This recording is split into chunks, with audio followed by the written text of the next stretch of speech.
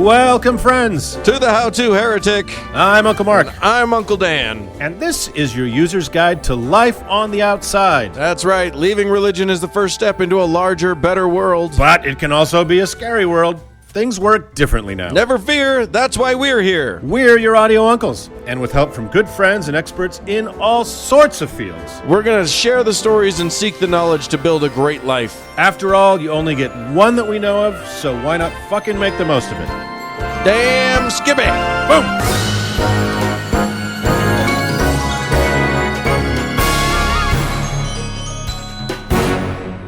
Oh, Uncle Mark. Oh, Uncle Dan. Here we are in the beautiful springtime. Face to face. What is that song? Here we are. A couple of silver spoons. Is it silver spoons? Is it silver spoons? Wow. I think you just went into silver spoons. Sure did. But here we are in springtime, and we have another show, and it sure is going to be a fun one because it's a lot about people losing their heads. Oh my God! There's so much head loss happening in the world.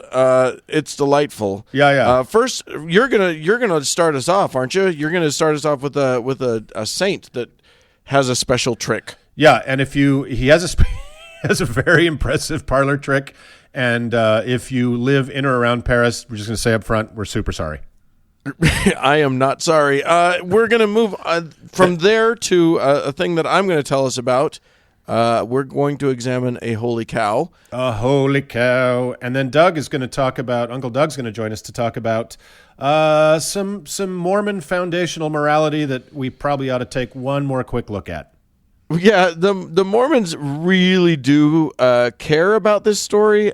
They just haven't thought about this story. That's right. It's worth thinking about. And for all of our patrons who we took a week off because we didn't take it off, but we had to bank a show, we're going to give you some love this time. So thanks for hanging with us for another week, and let's do it. Let's do the show.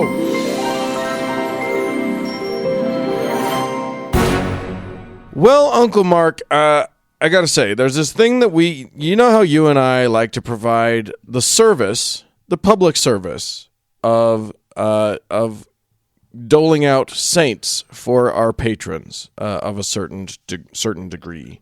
Beatification for money. Yeah, not unlike the Catholic Church, we are easily bought.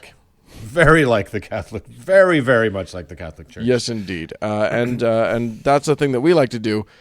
So those are our saints. We definitely do not make them up. They are definitely 100% real saints. Totally real. Also, unlike the Catholic Church, who just makes their shit up all the time. I understand you have a saint to introduce us to. Yeah, today in Find Your Patron, I'm going to introduce us to a new saint. But before that, I'm going to introduce everyone to an older saint, and that is Saint Doug, who's joining us again today. Shalom. Our saint uncle. Yes, the best of us. Old is a relative term. the youngest of us, but somehow we'll call him Old Saint Doug. Old, very old. By the way, I think Doug might be a little older than me. I think you're the youngest, Dan. And I'm the baby. Yeah, I know. I'm cute. And Mark's the old man. Mark is by far Grandpa. Oh, Grandpa, Uncle Mark.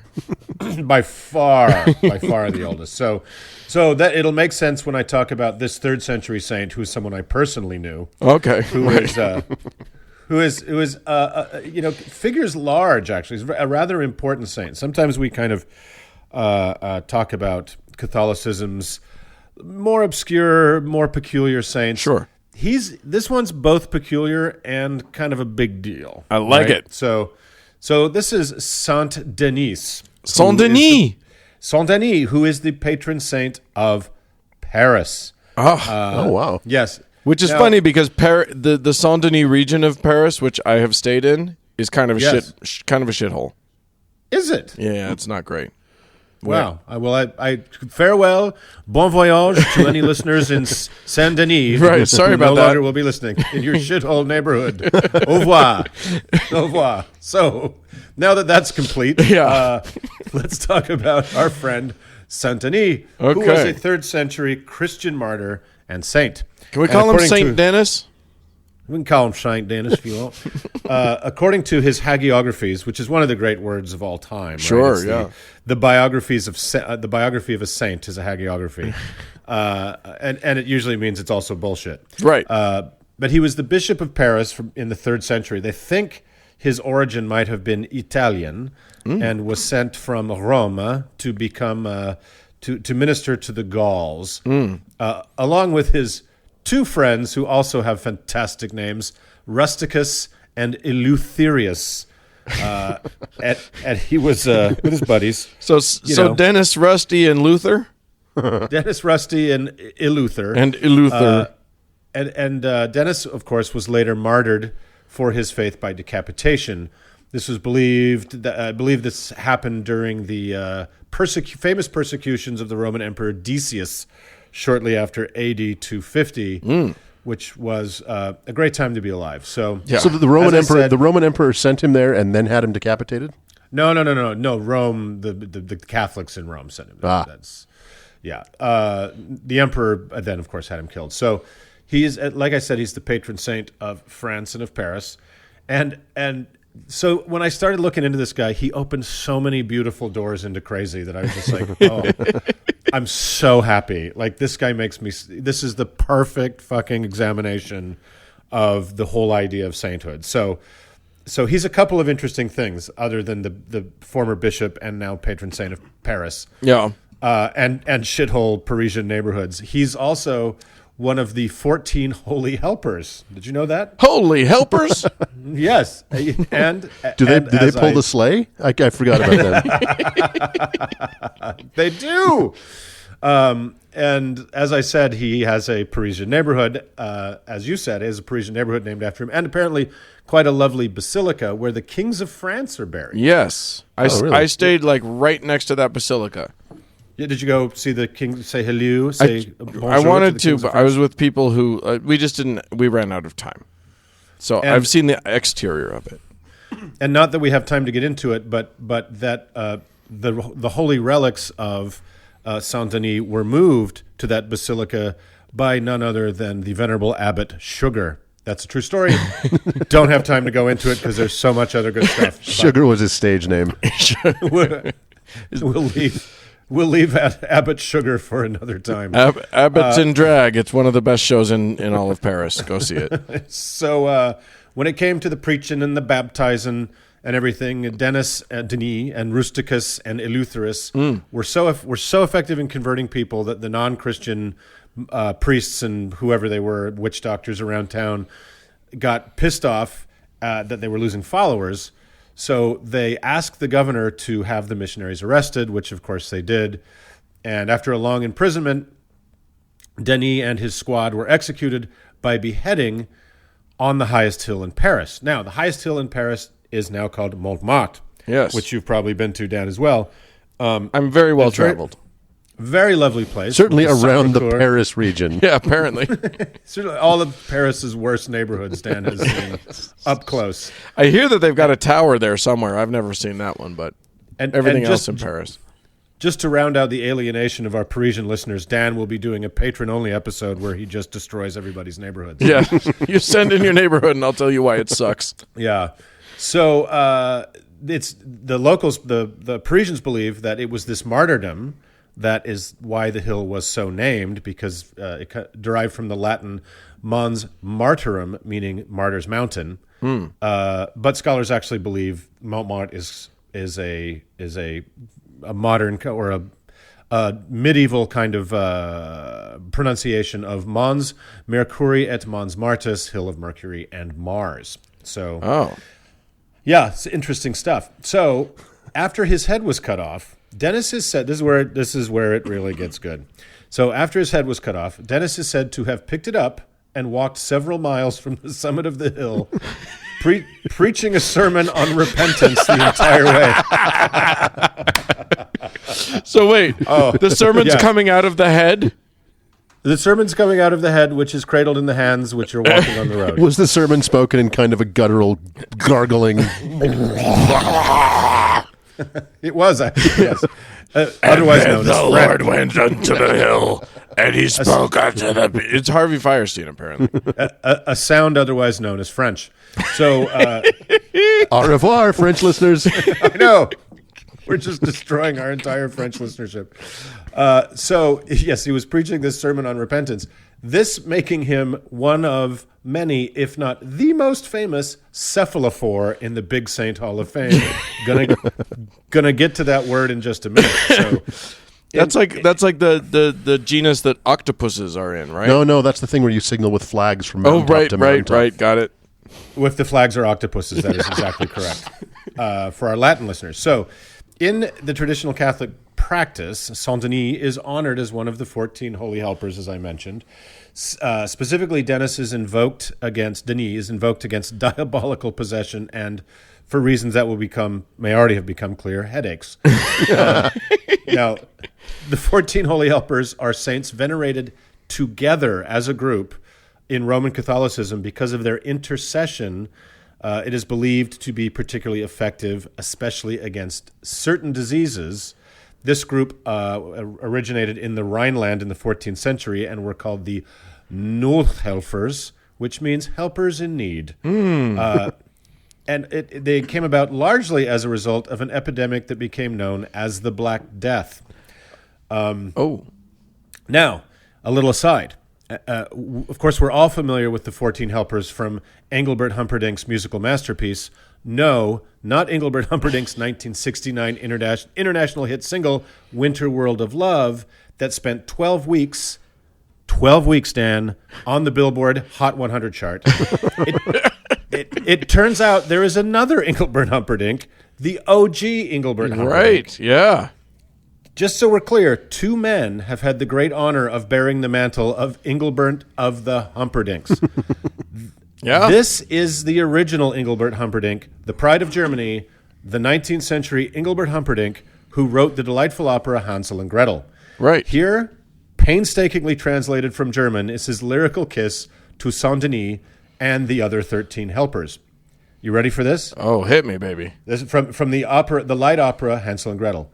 When at night I go to sleep, 14 angels watch do keep. 2 my head are guarding, 2 my feet are guiding, 2 upon my right hand, 2 upon my left hand, 2 who warmly cover, 2 who o'er me hover, 2 to whom 'tis given to guide my steps to heaven. Yes. So, yes, now that we understand everything we ever need to know about the 14 helpers, of which Saint Denis is just one, it's time to explore the word cephalophore. Dan, I wonder if you want to take it from here. I think I can definitely cover this. Well, okay, let me stop you right there because I don't want this to get too technical. Okay, I don't want this to be you know what? That's a good point. I think you've got all about the origins of Latin and the Etruscan roots and epistemology. It's just going to take too long. So let me cut to the chase before Dumb it Egghead down Dan for gets- Dumb it down from where Uncle Dan would go. So a cephalophore is a person carrying their own head. Which is why maybe you don't know the word so much, friends.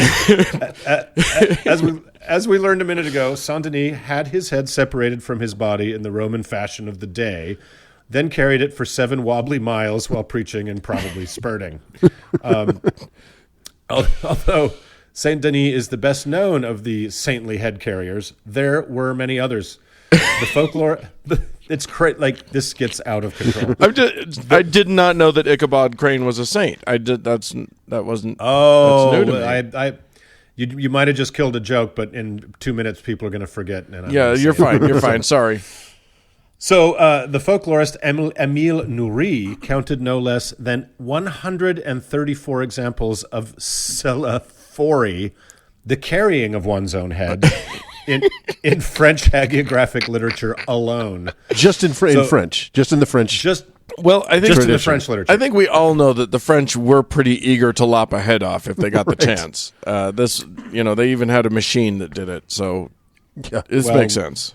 We all work in the medium we have, I guess. Yeah. So, What happened to him after he walked his 7 miles? Did he tire, or did he just run out of steam? no, this gets to a really fascinating point of these stories. is there was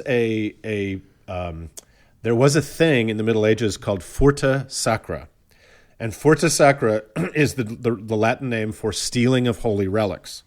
So they think that these stories constantly talk about the martyred saint picking up their head and walking to the place where they super seriously want to stay buried. So it's thought that these stories were kind of built up to say, seriously, leave their shit alone. This is what they wanted, right? This was their fucking, will and testament. Leave my bones where they are. So much so that they enacted the thing themselves. They could not trust anyone else to get them there, so they just took themselves along. Well, if you think about the Middle Ages, when it was a barbaric time and science was poo-pooed and medical treatment was expensive and hard to come by, which is so unlike now, that the little bits and bobs of the bodies of saints and miracle makers were stolen in hopes of making a poultice or getting a secondhand miracle out of it. So and then they would actually be stolen by other clergymen who wanted to open their own little basilica somewhere. So if they got the finger bone of Timothy, they were set, right? That was was their attraction. As a matter of fact, I was reading an article just today, actually, that was talking about how many versions of Christ's own foreskin people claimed that they had just to get some good. That's a strange part of the story. It's a delicious reliquary, isn't it? Or just a tooth or a toe bone. No, or something. fuck it. Nope, It's the foreskin. The foreskin. That's the 2,000-year-old foreskin. It's what proves he was a Jew. I don't know. He had a gigantic dick. Everybody's right. So, actually, that's what the Shroud of Turin is. It's just a foreskin. Stretched over. Yeah. So yeah, that's pretty crazy that they think this. Basically, I want my head put here, so people would leave it alone, right? If I die and I'm able to carry my own severed head around for a little bit, I'm going to stick it on a spike, and then hopefully people will beware that area. Well, the last thing I'm going to do if I have my head cut off is do something I never did in life and walk 7 fucking miles. Well, Dan, if you do walk around with your severed head, I hope you don't mind if I talk about it on the show, because I think that's going to be something. Oh yeah, no, I'm. You better Facebook Live that shit or something. In fact, new patron goal. That's right. That's right. Yeah, if we make enough money on this show, I will cut my fucking head off and walk to your house and give it to you. Yes. So. These miraculous speaking head stories were not exclusive to the Bishop of Paris, as I've said. Here's a couple others that are kind of funny. After a child had been beheaded by Roman soldiers, the boy martyr Justus of Beauvais was found by his father sitting with his head in his lap. Giving the head to his father, Justus asked him to carry it to Angers so that his mother might kiss it. Okay. Dad, it's too heavy for me. Will you carry your head to Mom? Because I'm lazy. Yeah, I feel faint. I feel a little lightheaded. I'm going to sit here. If you'll just take my head to Mom for a smooch, that would be awesome. Thank you. So, and then in the legend of the martyrdom of Saint Aphrodisius of Alexandria, which sounds like one we would make up. Yeah. Aphrodisius was accompanied by his camel, of course, and as he was preaching, a group of pagans pressed through the crowd and beheaded him on the spot. Aphrodisius picked up his head and carried it to the chapel, which he himself had recently consecrated. Again, leave my shit alone, right? Right. The great Saint Gemolo is said to have survived his decapitation. I love that. That's like a newspaper headline. He survived his decapitation. And after collecting his head, climbed on horseback. He rode to meet his uncle, who was a bishop, a few miles away before he finally died. And this is where I was going to say, he's not the patron saint of Sleepy Hollow, weirdly enough, but you had to go and wreck everything for him. Boo. So, boo. And then, most famously, it's believed by Catholics that Paul the Apostle, at his martyrdom, stretched forth his neck, was beheaded, and as soon as the head was struck from the body, legend says it exclaimed Jesus Christ 50 times. Which I just want to know how these headless, okay, your head's severed from your body. You're still able to move it. It's a miracle. How are you getting air through that windpipe? Like how? Shut up, Dan. Like how are you talking? Shut up. Your vocal. That's how you're talking. Which side is your vocal folds on? Are they in the neck part? Are they in the head part? Like they attach to the body still? I'm not sure.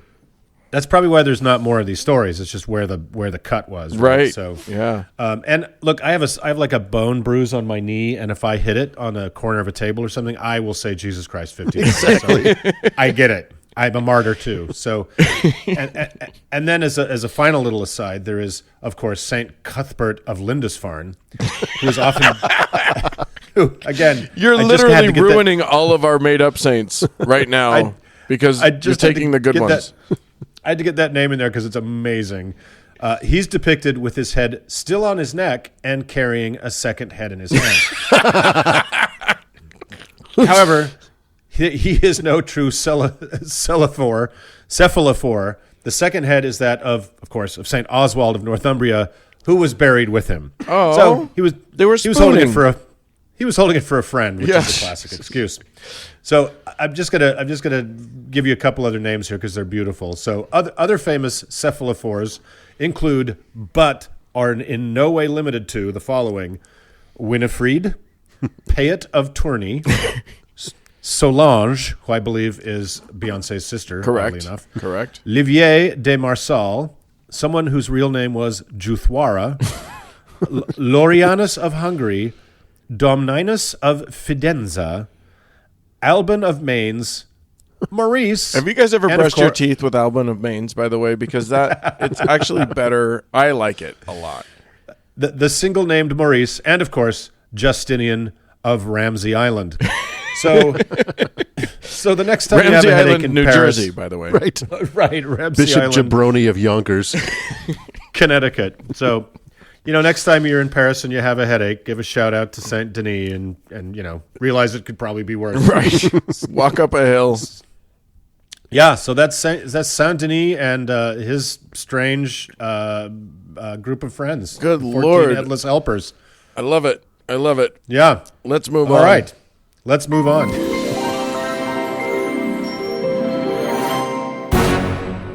Uncle Dan. Yes, sir. From time to time, we like to dabble in the livestock business. We've been known to dabble on occasion. We've been known, and there's no cow as delicious to us that is a sweet savor unto Uncle Mark and Uncle Dan so much as a sacred cow. Indeed. We like to take the most sacred things that people believe and then poop all over them. Or just grill them up. And grill them up. At the barbecue with us this week is our chef and Toastmaster Uncle Doug. Hey-o. And yeah, you guys are both here. Now, here's the thing. I thought to myself as I was prepping for this, I want to do a Sacred Cow segment. Why not do Kamandenu? Kamandenu. Yes. That's what a is that? Come on, Dan, who? Come on, Dan, who? Kamandenu is the Sanskrit name for, get ready for it, the original sacred cow. What? We're actually doing the guy, the critter for whom this whole segment is named. Oh, bovine number one. That's right. Holy cow. patient zero. We are doing it. We're doing it live. I love it. I love it. She is known as the mother of all cows. Yes. Kamandenu, and is a miraculous cow of plenty, which is a term that I will never not be happy about. That is how Wikipedia describes her. Literally, she can provide whoever owns her with anything that they want, except presumably beef. Right. Because or they milk. They don't do they do milk. And that's part of the thing that's so weird about this whole I want to just talk about Hinduism and this whole veneration of cows thing. Because all you have to do is scratch it a little bit and you see that there's no there. It doesn't make any sense to venerate the fucking cows because the idea behind this whole veneration of cows comes essentially from the notion that cows are givers. They give and they give, meaning milk, mostly milk, and then they also help you plow your field or whatever. Right. Or pull your cart. And there's just such generous critters. How could you kill and eat them? But fuck those goats. Right, exactly. And fuck that sheep. Who, you know, they also give milk, and the sheep gives wool. And wool. And yet, fuck you. Right. Right. The cows are meant to be sort of a stand-in for all life. You're supposed to respect the shit out of all the life, but they're the only ones that apparently you can't kill and eat, which I think is weird. Right. Kamadenu is often depicted as, in different ways, often as a white cow with all of the other deities contained within, but also sometimes as a white cow with a human woman's head and breasts in the front and a peacock's tail. Keep talking. I'm almost there. Keep talking. How about working. Wings? Does Wings do it for you? Because she got wings. Yeah, but they got to be like dragonfly wings or something.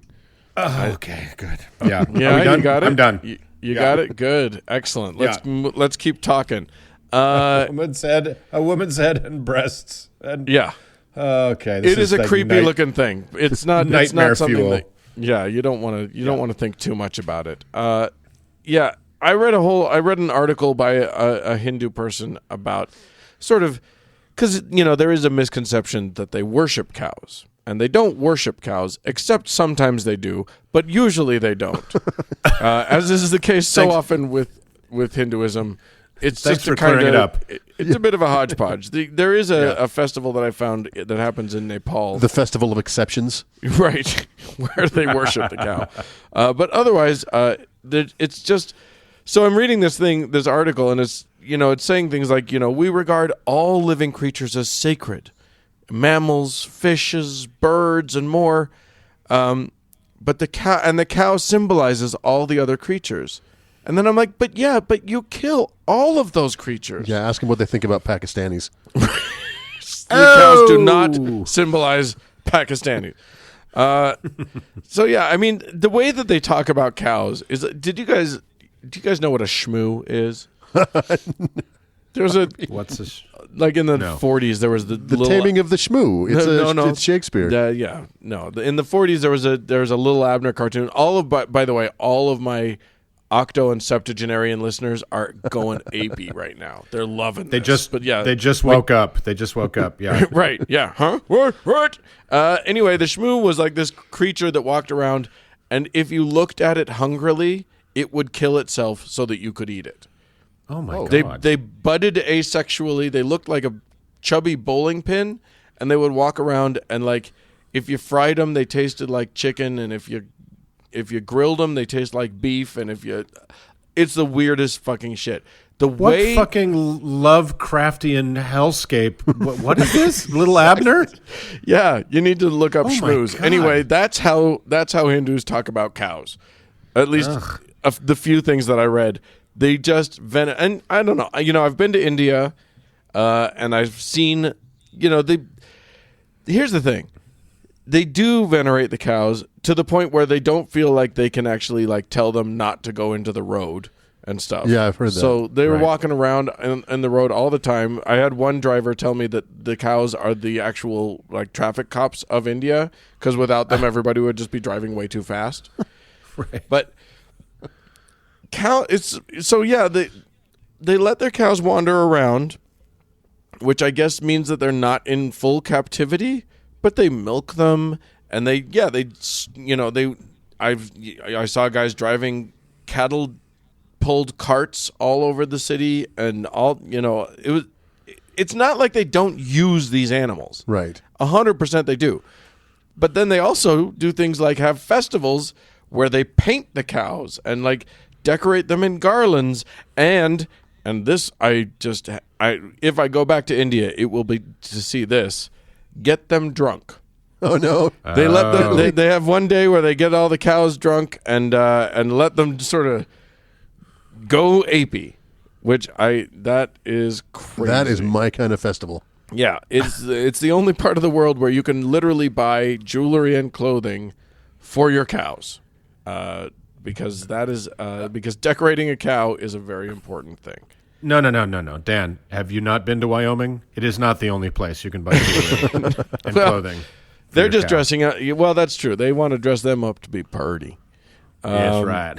Mahatma Gandhi himself had a quote about cows, which I find so weird.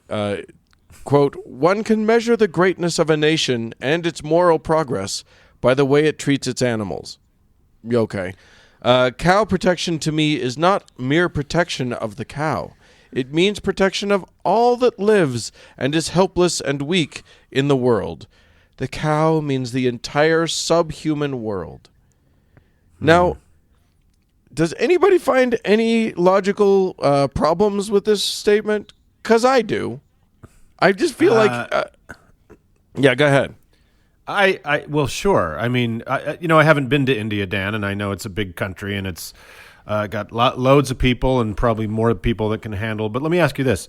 Did you find the veneration and protection of all life something that was going on every day in India? I mean, I venerated and protected food that was going in my face hole, but these people are all eating every other animal but the cow. It's the same problem. I know. I've already mentioned this problem, but like talking about it as though they're doing something hugely moral in protecting the cows when there's no moral imperative to protect any other animal, I find so incredibly strange. Well, it's selective in the most peculiar way, but I guess if they were like Tibetan Buddhists who like had to sweep the ground before they walked on it to make sure they weren't stepping on insects, kind of a thing. Or the Jains who do this, or the Jains, precisely, who like have to wear a veil over their mouth lest they breathe a bug. Exactly. Yeah, that is protecting all the critters. I mean, maybe to a bit of an extreme, but my God. I would say if I had seen a cow with a woman's head and breasts, I would never eat cow again. I would never eat beef again. So, in fact, I would never sleep again. So I think that's fair. I think that's fair. Right. I totally get it. Yeah. The cow. Yeah. So cows also figure pretty heavily into a lot of Hindu mythology. Probably the most famous of which being Nandi, the bull. Nandi was Lord Shiva's protector, and also the bull that Lord Shiva would ride around on. That was his conveyance to places. So there's a lot of very important. There's a whole sect of Hinduism that has Nandi as their like guy, their god. So. Cows are very important. They figure into a lot of this stuff. And yet, the more I read, and believe me, I went down many a rabbit hole trying to figure out what the fuck was going on with this thing, it never made any sense to me. By the way, going down a rabbit hole is no way to venerate life. Well, I was going down there to shake the rabbit's hand and thank it for its service. And lop its paw off. I'm not going to tell you how I know this. Just trust me. Also, a rabbit hole is a terrible place to try to put a cow. Okay? Just words of wisdom from Uncle Mark. I mean, that depends on the rabbit and the cow. If you get the right combination, you never know. Well, I have a friend who's a lot of I work in the film business and fairly not too infrequently, it's someone I know will go do a movie in India and then come back a bit shattered just because. Among other things, the movie business is wired completely differently there. But my friend's take on the sacred cow business was, they're not really, you don't kill them, but nobody really looks after them so much, right? So they, as you said, they just kind of wander in the street, and many of them are starving to death because there's nothing to eat but garbage. Oh yeah, right? You'll see the boniest cows you've ever seen in your life in India. They are not, and they're full. They're full of plastic and garbage, and then it's terrible luck if one dies on your property. So these poor sick animals that just want to sit down or lay down and die, just get pushed from property to property, right? So just, fair warning to anything that's on the way to being considered sacred. Think about it. Right, yeah, exactly. You might want to consider turning that down. God. It's not, I remember walking in the most sacred city in all of India. I was in Varanasi, walking with my mother and our tour guide, and we were walking through these very tight corridors, sort of alleyways, and then a cow comes through, and you just got to okay, fuck, I'll go right, you go left, I guess, cow, and right. You definitely want to be watching where you're stepping when you're walking around in India. So there you go. That's how to treat a cow according to someone who venerates it in the worst way possible. Yeah, well, it's interesting to go back to, again, it's one of these, not only is it literally a sacred cow for our segment about sacred cows, but it's the origin of this this word, this term that we all throw around so much, and maybe today we learned a little bit more about it. A cow with lady parts. There you go. Shall we move on? Let's move on. Uncle Dan. Yes, sir. Week after week, people still tune into the show. They do. And not only that, they seem to appreciate it sometimes. Yes, and we last 2 weeks ago when we said we were going to skip a week of patrons because we were both on the road, we asked our friends out there to crush us, to challenge us, to break us with so much money and so much gratitude that we were going to be forced to endure a very painful and very difficult patronage thanking, and here we are. And here we are, just to do that. Yes. We had so many different people that we need to thank, and we've got a whole bunch of stuff we need to be doing. So, with that in mind, let's thank some folks, and then we will dive into all the things that we because we don't just need to thank people, we need to thank them, and then and send them on their way, and send them on their way into eternity. Things. Yes, indeed. Yes. So, first thanks is to David, and this is his name, David, the patron saint of podcasts. He doesn't get a saint of his own because he already is one. Al from the Cetus 3, from Cetus 3. So great. I assume that's a planet in the Trek universe. I'm not sure. Yes. Mark's mustache sounds sexy. Thank you very much. Let's see. I'm skipping the ones that we have to do stuff for. So I think that's all of our normals, or all of our just thanks. Our beloveds, yes. Thank you so much to you guys. And now we have work to do. Yeah, man, let's do it. We need to strap in. So this is our first to heaven week. So it's almost approaching Mormon heaven kind of ideology. So Dan, do you want to? We have saints to do, but why don't we do a heaven? Let's do saints, and then we'll do a heaven. Fuck it. Okay. Let's try it. All right. Yeah. Let's do it. I'm ready. This one, my heaven is for. Oops, I got to figure out who it's for. It is for Doug. Doug, not Uncle Doug. Nope, a different one. Uncle Doug's a cheapskate.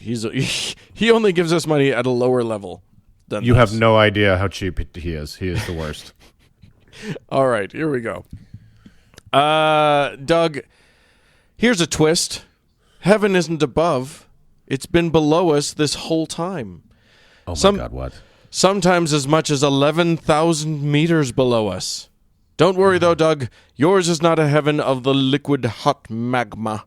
We'll save that for another time. No, your heaven is enchantment under the sea.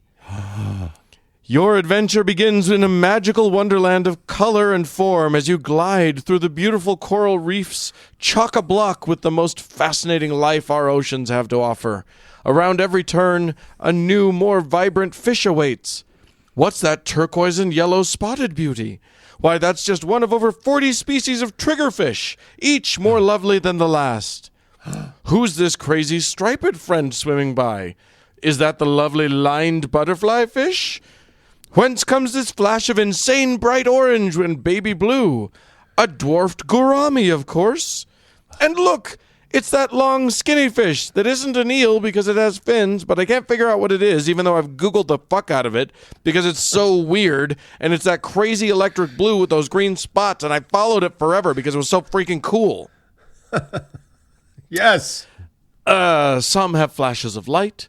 Some can change color and texture at will. Some have almost supernatural powers, and all are now your best friends, Doug, as you guide yourself through schools of surgeonfish and blue-striped snappers. And don't worry about breathing, because, like your new saline pals, we're supplying you with gills and a mouth that's specifically designed for your new habitat. And your body will be set up with a new super hydrodynamic scaly skin. And you'll have fins for swimming and stuff. Fish. You'll be a fish. But yes. But whatever fish you want. Isn't that nice? You can choose what kind of fish you want to be. Of course, you'll need to choose wisely, because if you choose a little guy, you might get eaten. But if you're like a shark or something, nobody will hang out with you. And you won't be able to talk anymore, so that might get lonely. And I really hope you like seafood. But look, the mysteries of the deep unfold before you. Unless you go too deep, then it's too dark and you can't see. Anyway, it's a fascinating world of adventure and excitement, and we really hope you like that kind of adventure and excitement, because it's all you get forever. Exploring shipwrecks and searching for sunken treasure and swimming around in the same water you poop in. That's your eternity. Enjoy! Oh, congratulations, Doug. That sounds wonderful. Oh, yes. I'm already a lucky bastard. I feel seasick. Yes, indeed. Excellent. Thank you so much for your support, Doug. Yes. Now let us saint some people. Oh my God, we got to give a bunch of people saints this week. So I'm going to have you start. You can give a saint to Daniel. Daniel's saint is obvious to me. That Daniel's saint is Saint Vinny of Frankfurt, and Saint Vinny of Frankfurt is the patron saint of people who pronounce zebra as zebra, and those who fret about the tilt of unstable looking landmarks and monuments. That's a very good important one. saint. Yeah, very important. Saint. I'm intrigued and impressed by that saint. I'm going to give a saint to Jeffrey, who is Saint Bovius of Nerth. And Saint Bovius is the patron saint of overly large billiard rooms and huge backyard satellite dishes. Oh, that's not not the most major saint, but boy, where would we be without him? Right. I'm pretty sure that he's getting to be one of the more major saints. He's working his way up the ladder. More and more, like Frederick Douglass, his work is being appreciated more and more these days. That's true. That's do I have another one? Yeah, you got to give one to Jared. Jared, now that you're out of all that trouble with the sandwich and the child molesting thing, I think you got through that with the protection of Saint Loretta of New Brunswick East. And Saint Loretta is the patron saint of hardbound John Grisham first editions. And what do they call those people that make all the and Caucasian sports hooliganism? Yeah. It's a good one. So congratulations. Yeah. Congratulations on that. One love, I prayed to Saint Loretta many times when I was in London, and there would be drunken gentlemen walking down the street after a big win by Chelsea, singing their songs and looking for someone to punch. They take a swing at you. Yeah. And they fall down and break his noodle. Yeah, you got to be careful on that one. I'm going to give a saint to Keith. Keith's saint is Saint Clifford of the lower part of Chiswick in London. Yeah. And Saint Clifford is the patron saint of capsized vessels and cloudy days. when if you have them both on the same day, They happen more you than go you directly think. to heaven. Yeah. You go directly to heaven. That's because right. That's a twofer. If you're holding a relic or a medallion of St. Clifford, yeah. Of his toe bone, yes, of Right, course. exactly. Everybody knows that. So do I have another one? Yeah, one more. This one's for Amber. All right, so we actually have two more because I made a Twitter contest this week, and we have a winner who gets a conditional saint. Right. But first for Amber. Amber, of course, is Saint Good Grief of Yorba Linda. That's a place, right? Yeah, and I think so. That's where Richard Nixon is from. So that's congratulations. Is the patron saint of those killed in accidental catapult discharges and anyone who has ever self-described as a greengrocer. And then I'm going to announce. So thank you so much, Amber, Yes, and good luck with that. well done. And then I'm going to announce that we were so shocked here in Mormon country by the LDS Church breaking up with the Boy Scouts, which was as much a sacrament as tap water and Wonder Bread when we were kids. So I asked Twitter to come up with the best name for the new Boy Scouts that the Mormons themselves would charter. The Mormons are making their own Boy Scouts, and they don't need anybody for help. And shut up, and we're taking our ball and going home.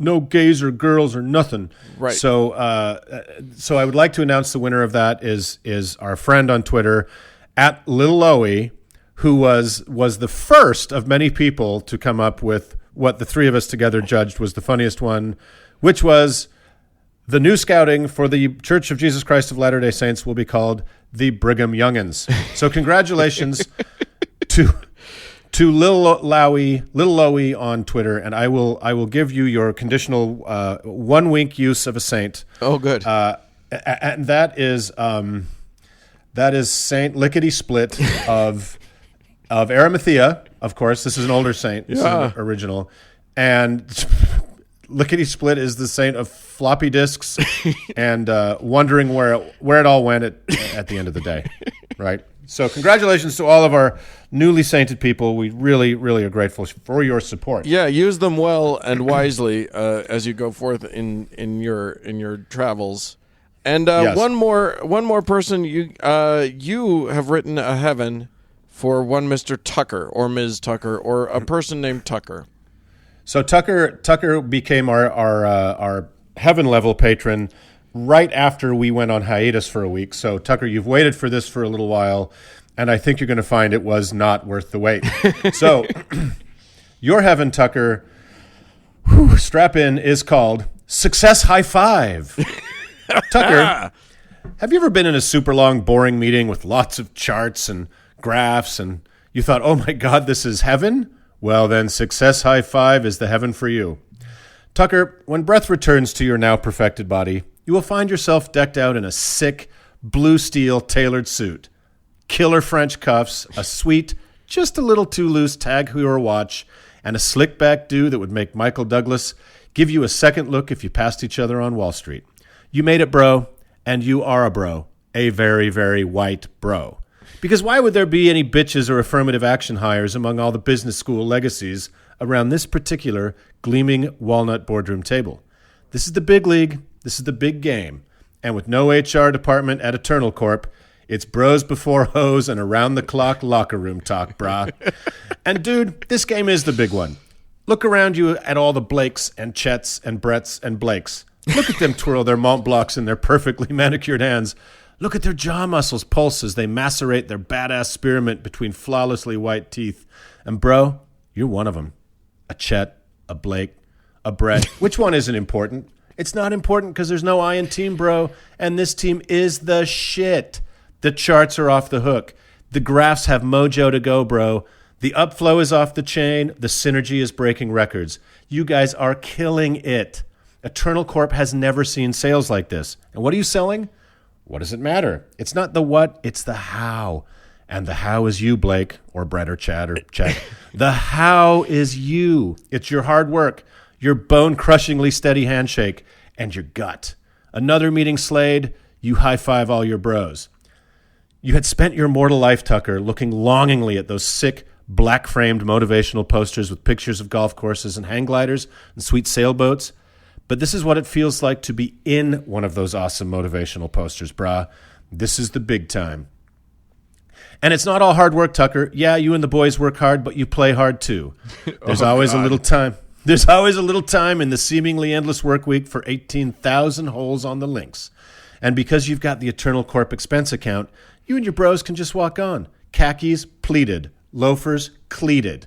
Cuffs on your starch pastel shirt rolled twice in a confident sign that this might be playtime, but you mean business at all times.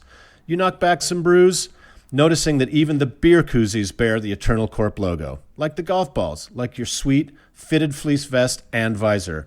It's all too perfect. You blast some baller urban music and have never felt more free, shouting out the N-word right along with Tupac because it's not appropriation, it's incorporation. And bro, this is how you do. Before you know it, you're back in the boardroom. The people who invented charts never anticipated so much up.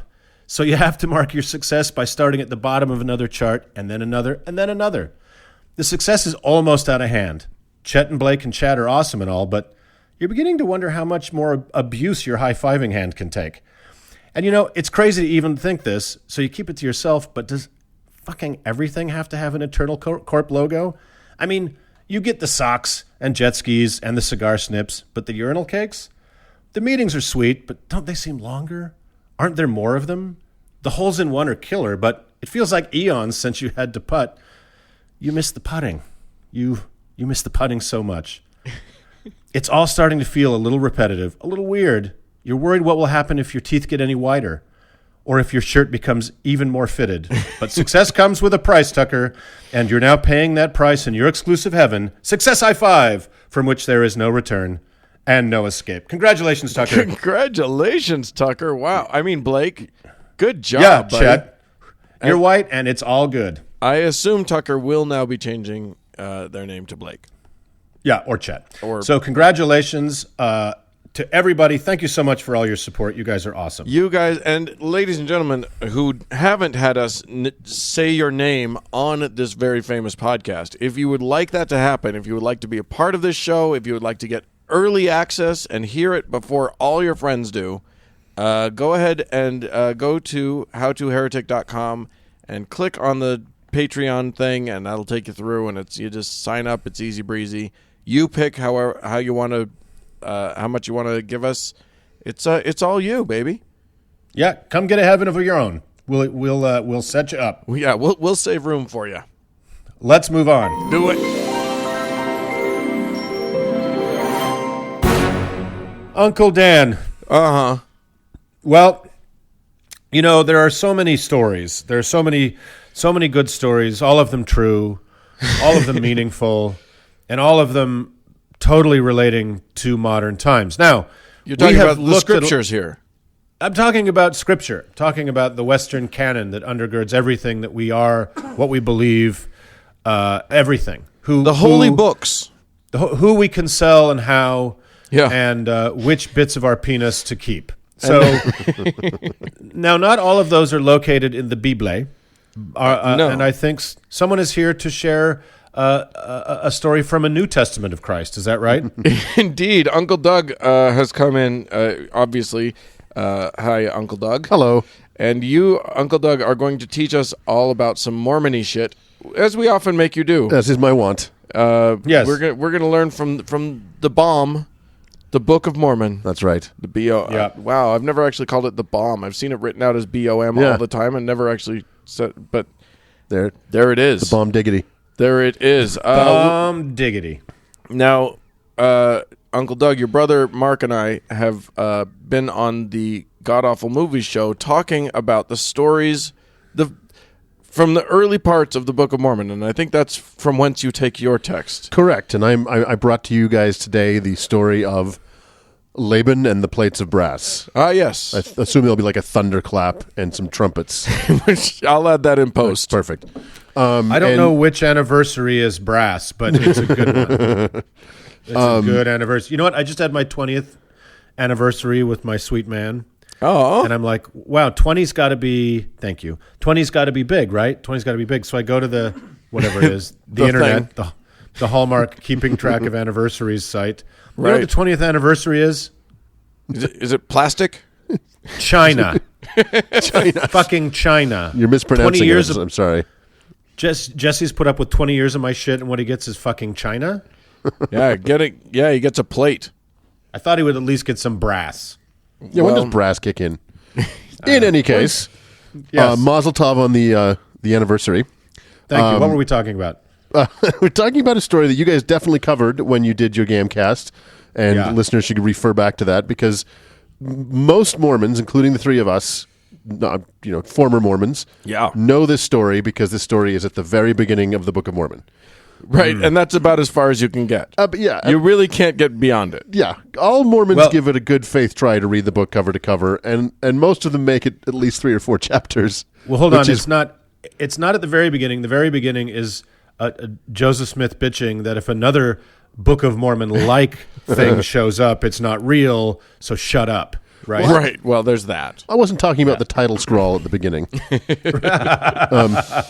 So the story of the plates of brass and Laban is, the Book of Mormon is a pretty singularly dumb book. No offense to anybody. It's also pretty terrifying when you realize that about 15 million people organize their lives around Yeah. this book, and nowhere is this combination of dumb and dangerous on more display than in this story. In the 3rd and 4th chapters of the first book of Nephi, so right at the beginning, I mean, we're in page 15 of the Book of Mormon or so, a righteous man named Lehi has been told by God to flee Jerusalem with his family around 600 BCE because Jerusalem is nigh unto destruction. So he grabs his family, all his sons, his daughters, who shall remain nameless because this is Mormonism.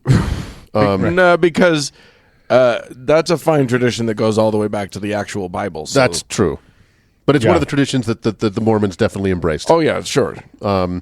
They flee the city, and they go some undetermined distance from it when Lehi all of a sudden realizes they need to go back and get the plates of brass from a guy Right. named Laban. It's They impossibly fled for their important. lives. Yeah. Yeah, they fled for their lives. They knew they were all going to be killed if they stayed, and they can't make a packing list. Right. And we won't go into this part of the story in this story, but they have to return to Jerusalem repeatedly. And the Yeah. thing was, they were writing this book, the Book of Mormon. They could have been like, you know what? Let's just have them grab everything and go. Nope. Got to Right. go back. Yeah, yeah. So the Lehi's 4 sons from oldest to youngest are, of course, Laman, Lemuel, Nephi, and Sam.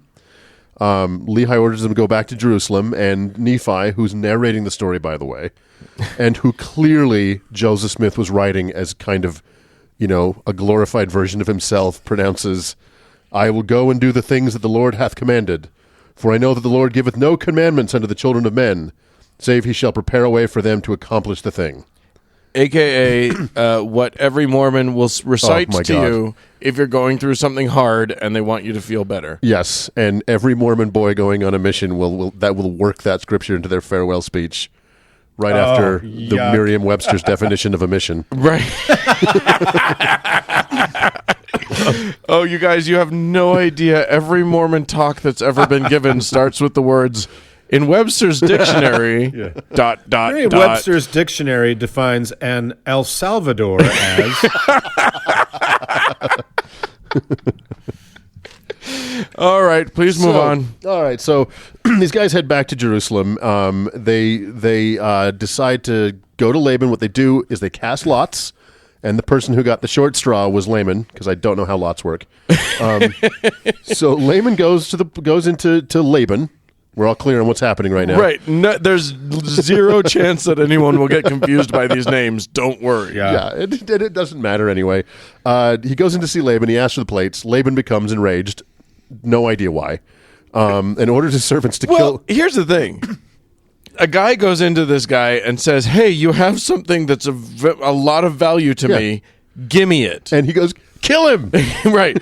Well, I mean, gimme it is not a reasonable demand. Just, Right. hey, you know those give records me that you it. have? Yeah. Give it to me. How about? Right. And it's even more stupid when you come to the next part of the story. Right. Because Laman makes it out. He gets away. And they all want to go back to Jerusalem. Like, oh, Laban's not going to help us out. And, of course, Nephi, being the perfect brother that he is, admonishes them and says, we're going to go in. We're going to obey the Lord. Oh my God, he's such a fucking scold. He's like a 93-year-old woman. And he's such a grandiose prick, too. He's America's first Jewish milk monitor. Yeah. So Nephi's new plan is to go back to their old house that they left in haste, gather up all the gold and silver, take that to Laban to try and get Why the didn't brass they plates. take it with them? Why didn't they take their gold and silver? Why did they leave that at home? Exactly. And why didn't they take it with them the first time to go just buy the fucking plates? Yeah. There's all of the things are wrong. Yeah. This is clearly a family that has been the product of much inbreeding throughout their family tree. All right, so they go back to Laban with all of this gold and silver. Laban becomes enraged again for some reason and orders his servants to kill him. They leave their shit behind. And it's this is a really complex narrative with rich and nuanced characters at this point. So it basically, I mean, it all sounds like the escapades of Shaggy and Scooby. Totally. Everything about it. Like, we just need to add in the sound effects of the as they run away or whatever. Right, so and the sound effects in Scooby-Doo were a fun way to distract from the fact that they had no fucking narrative. Right. And there's just no sound effects available here. Right. The No Book of Mormon could really benefit from some sound effects. Nephi just said unto Laban, All right, so they run out of the city, chased by the servants of Laban. Now the two oldest brothers are really pissed, and they begin to beat Nephi and the younger brother Sam, even with a rod, which is what it says. So they're beating these two kids, and an angel appears, tells them to knock it off. God has given you a commandment. Chill the fuck out. Go back and get the plates. Which, one of the things that we pointed out on the Gamcast, because we were watching a movie of these events, and the thing that keeps happening is that Laman and Lemuel, the two older asshole brothers, keep being mean to Nephi over and over and over and over again, and then some fucking miracle happens. Literally an angel appears to them and shocks them and says, knock it off. And they're like, oh shit, yeah, we better knock it off. And then 2 minutes later, they're murmuring. They are literally incapable of learning a lesson. It's so the characters are so painfully one-dimensional. Yeah. So an angel of God appears to them, tells them to knock it off, and within a verse later, they're like, yeah, right. Right, and also Nephi isn't capable of learning a lesson because it's like, hey man, these are bad friends. You don't need to hang out with these guys. They try to kill you every 3 pages. Right. And if you weren't built like Lou Ferrigno, you'd be fucked because you can break their leather straps, right? He's as much an idiot as they are. Yeah. Oh, they're all just morons. It's the book of morons. And he reminds me of Samson. He's just an idiot who keeps falling for shit. Right. And what Mark was referring to with the leather straps is apparently Lehi and his family and Jews in Jerusalem at the time were really into bicep straps and leather bicep straps and bondage. Yeah. Okay, so here's where the story takes a Tarantino-esque turn. Nephi decides to go back into the city by himself, not knowing where he's going or what he's going to do. And who should he just happen to find passed out drunk in the street? Why, Laban, of course. Yeah. Dressed in his full armor and his sword. So Nephi pulls out his sword to admire it, which is a strange thing to do. Nephi pulls out Laban's sword. Yeah, Nephi pulls out Laban's sword, and he's just kind of standing there on the street like, wow, what a nice sword. How sure are we that that's not a euphemism for something? Nephi finds a drunk guy and pulls out his sword. I think we know what this means. I'm not touching it. I'm staying a mile away from that. So, he pulls his sword out, which is just, you think about walking up to a drunk guy on the street. You don't rifle through his pockets for a gun or anything like that, but okay. You don't? Not anymore. Well, how often do you find an unconscious king laying in the street? Exactly. So Nephi's standing there with the sword, and the Spirit of God comes to him and says, kill him.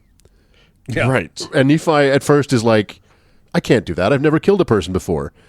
And Which is, Nephi very rightly says no. Yeah. The correct answer to, hey, you found this guy passed out on the street, kill him, is Yeah, but he puts up as much resistance to this as I do when you ask me if I want a glass of wine at noon. right. Now I should. Yeah, give me the wine.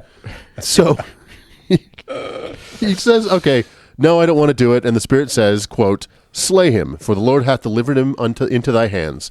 And you guys know this one well and will remember this clearly. Behold, the Lord slayeth the wicked to bring forth his righteous purposes. It is better that one man should perish than that a nation should dwindle and perish in unbelief. Which is amazing considering the rest of this narrative, because Yes. if you read the rest of the book, all they do is dwindle in unbelief forever. For 1,000 years after So this. literally, like this is like the killing of Laban is meant to keep the generations thereafter from dwindling Right. in unbelief, and yet that plan doesn't seem to have come to fruition. And if all also- you're trying to do is get these brass plates, just leave him in the street. Yeah. You don't even have to kill him. No, go in there. Maybe take his, his helmet so that you trick people into thinking that you're him. Yes. Go take the stuff, and then you don't have to kill the guy at all. You're leaving town completely forever. Exactly. Or if you have to kill him, could you just strangle a bitch? Could you just smother him? Right. Is your first murder a decapitation? Right, That seems like going right to brown belt. if Right, you which ask is me. exactly what happens. So this part of the narrative is so strange because of what happens later in this story. But Nephi basically doesn't hesitate, grabs Laban by the hairs of his head, and cuts his head off. Now, right. Wait, he grabs him by the hair? by the hair of his head. Because Cuts his head off let with me his tell own you sword. something. I'm no expert in decapitation. I've never done it. I've never tried to do it. But it occurs to me that what you don't want to do is be holding the head with one hand while you're swinging the sword with the other. Just for like half an hour. Is he sawing back and forth? Because It was a very sharp sword. it just seems to me, leave him on the ground and do one quick chop. Right. But now, what Nephi does after this, so just to make clear why decapitation was such a poor choice, Yeah. is he takes his clothing and his armor and dresses like him. Right. So he's and then covered in blood. he's not only is he covered in blood, if he had left Laban lying in the street, even if he'd strangled him, for the whole rest of the night, people would have been like, oh, there's Laban drunk again. Right. No one's Right. going to walk by a decapitated body and be like, should I tell somebody about this? Right. Oh, there's Laban drunk again, and his head fell off this time. Generally, killing Careless. a high-ranking local magistrate by decapitation sets in motion a variety of responses. And if you're Right. just trying to lay low in a fucking tent, Right. I don't advise it. Fucking I don't advise it. drag him behind the dumpster and then take his clothes. Yeah. So he takes Yeah. his clothes and his armor, presumably drenched in gore and blood, and heads to the house of Laban. And on his way, he bumps into a servant who just happens to be the servant with the key to the treasury. Because this Right. story is Right. just a clean narrative with no plot holes. And somehow Nephi knows this. Yeah. And so Nephi fakes Laban's voice, tricks the servant, whose name will turn out to be Zoram. And it doesn't really matter that his name is Zoram because he drops that in like the last verse of the chapter. Like, oh, by the way, this guy's name was Zoram. Okay. Great, thanks. Great. Sweet. So they go get the fucking brass plates. Then they head out of the city. He takes the servant with him to go meet with his brothers. That was always baffling to me too. Which is, well, just let him go. Yeah. Every step of this way, you are trying so hard to set off the alarms in the city. right? Right. And also, you have killed, like, the king. Yeah. In order to cover up that crime, almost any crime you commit now is super important to go ahead and commit. Right. Kill Zoram. Right. Kill him. Yeah. So he goes to his brothers. They see him coming out in Laban's armor. They think it's Laban. They start to run. He calls out to them. They stop. Well, now Zoram is like, shit, and he starts to run. But, it's so dumb.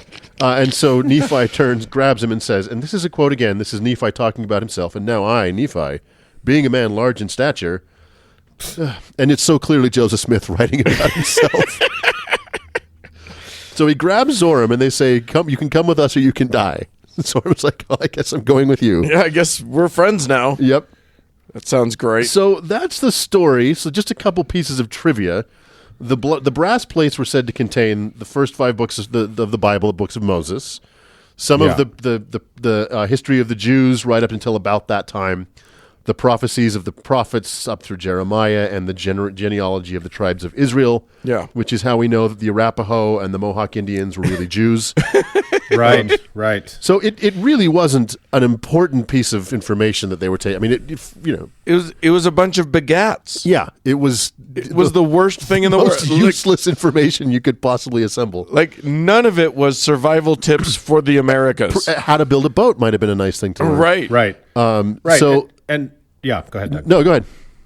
I was going to say, so as we watched in when Dan and I watched this, and it's a fucking horrendous movie. Like, if you want to have a laugh at the Book of Mormon, give watching the Book of Mormon, The Journey Begins, a chance, but it's so terrible. Yeah. But they all, as the movie, I think, fairly accurately describes, his sons go back 14 times to the city.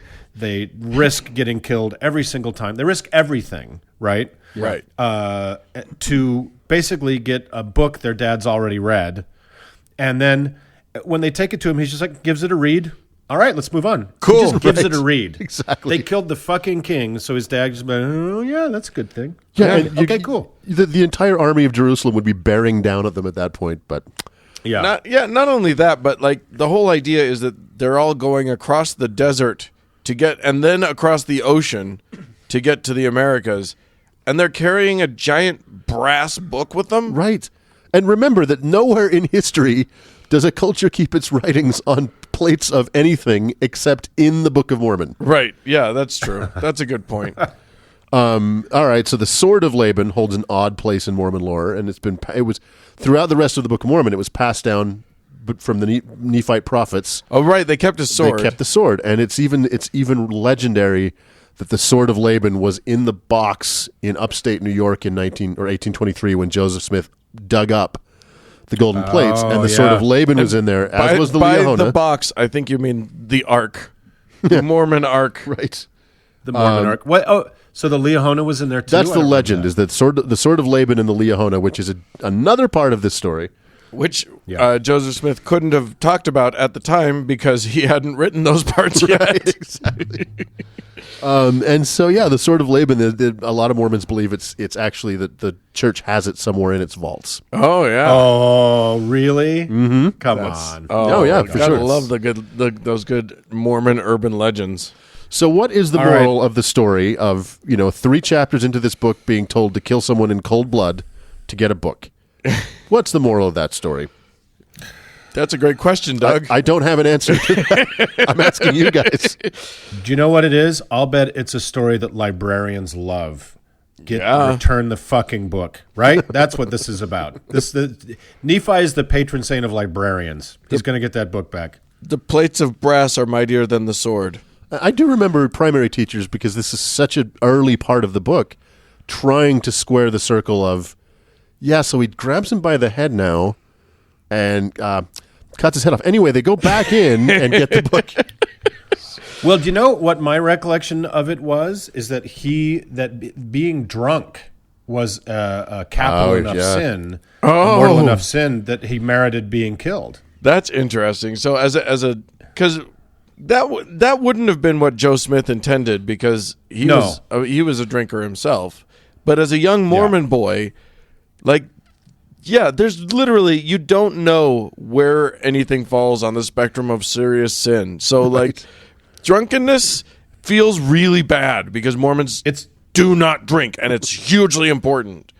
Right. Yeah. It's every sin is a horrible sin. The slightest thing is a horrible sin in Mormonism. So, and as you're a kid, you hear these stories and then you try to stitch together the morality, which is hilarious because it kind of isn't there. Right. So nobody taught me that. I don't think anybody said to me, "Oh, he was drunk and therefore he deserved to die." I was like, "Oh, I get it." You just knew he was a bad happens. person because he drank. Well, you know what the moral of the story is? Don't get drunk and pass out in Provo, Utah. Yeah. They will, especially, or if you do, don't have a sword on you. or a valuable book at home. Because they will kill you. So next time we're going to talk about how his father sent Nephi back to get the plates of aluminum. All the metals. There's these tin plates we really liked. Father, if you say zinc, I swear to God. Your mother had her eye on a set of pewter that was really nice. Well, there you go, guys. Okay. Well, thanks, Uncle Doug. for enlightening let's move on. nothing, and we'll move on.